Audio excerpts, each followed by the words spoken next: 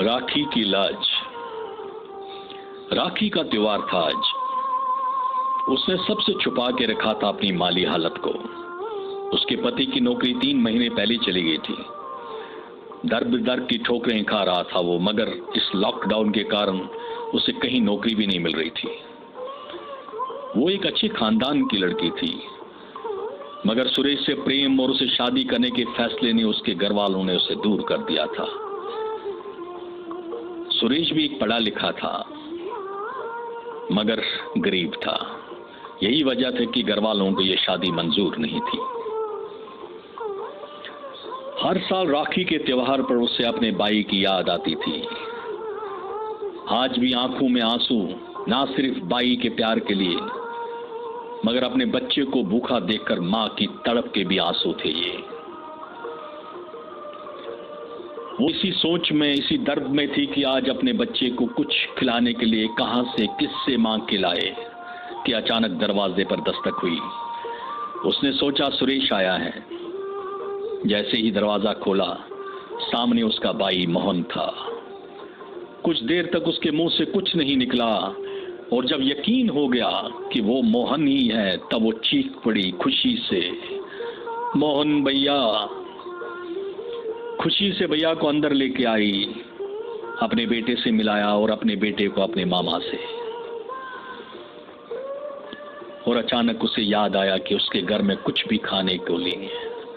वो अपने भाई को क्या खिलाएगी। चेहरे पर एक बनावटी हंसी लेकर भाई के लिए पानी का गिलास लेकर आई। भाई ने पानी पीने के बाद कहा कि बहन, मुझे जल्दी जल्दी राखी बांध लो, मुझे जल्दी वापस जाना है। उसने मुरझाई हुई आवाज में कहा, भैया राखी तो है नहीं ना, पता नहीं था ना कि आप आ रहे हैं। भाई ने जेब में से एक पुरानी राखी निकाली और कहा, याद है दीदी, ये वो राखी है जो आपने बचपन में मेरे लिए खुद अपने हाथों से बनाई थी, मगर मैंने उस दिन इस राखी को नहीं पहना था क्योंकि मुझे रंग बिरंगी राखी चाहिए थी जो आप बाद में मार्केट से लेके आई थी। दीदी, आपके जाने के बाद मुझे इस राखी का असली मतलब समझ आया। दोनों बहन भाई गले मिलकर काफी देर तक रोते रहे, एक दूसरे की किस्से सुनाते रहे।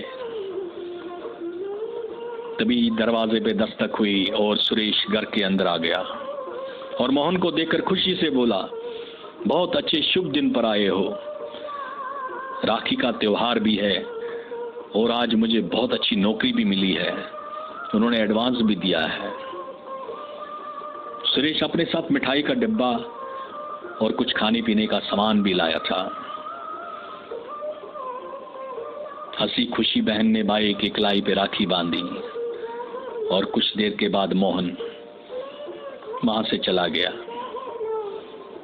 कुछ दूर जाने के बाद मोहन ने अपने मोबाइल से किसी को फोन किया और बोला, थैंक यू ब्रदर, मेरी बहन को राखी का तोहफा देने का।